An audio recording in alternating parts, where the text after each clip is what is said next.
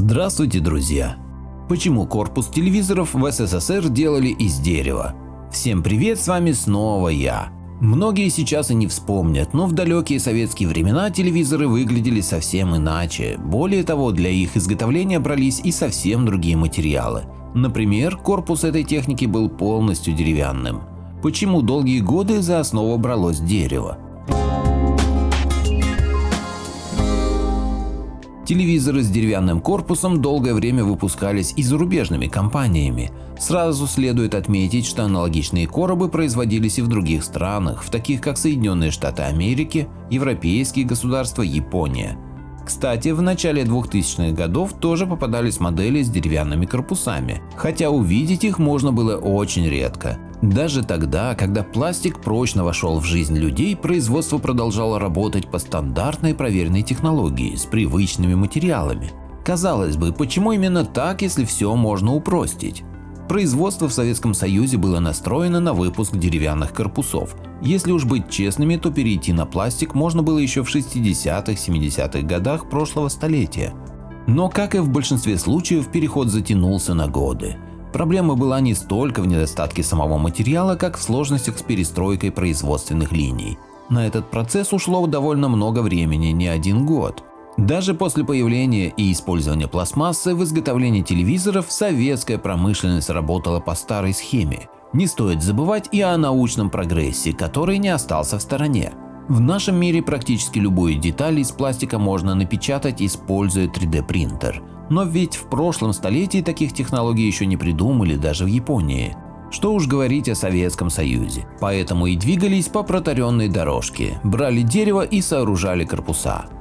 Корпус из дерева не позволял телевизору сильно нагреваться. Как ни странно, но отечественные инженеры-конструкторы с опаской относились к солнечному излучению в плане телевизоров. Даже в инструкциях к этим приборам было прописано предупреждение относительно данного вопроса. Рекомендовалось ставить приборы в места, куда не достают солнечные лучи.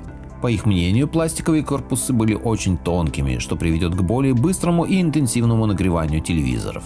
Совсем другое дело – дерево.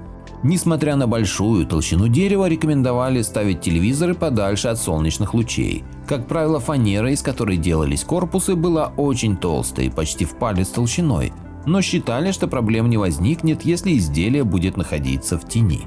Насколько такое предположение было верным, сегодня сказать трудно. Проблема перехода от дерева к пластику в производстве телевизоров заключалась в недостаточности технического оснащения. Более веская причина – проблемы с переоборудованием заводов-производителей. Несмотря на то, что постепенно в других странах все стали переходить на пластик, наши производители не могли себе это позволить с технической точки зрения. Несмотря на вышесказанное, есть более веская причина, от которой в СССР для телевизоров делали корпуса из дерева. Дерево – экологичный материал, в отличие от пластика, поэтому даже производство таких корпусов наносило минимальный вред природе. А в квартире советского человека вообще было наилучшим, когда корпус был деревянным. Ведь в СССР государство заботилось о здоровье всех его жителей. Не то что в современной России.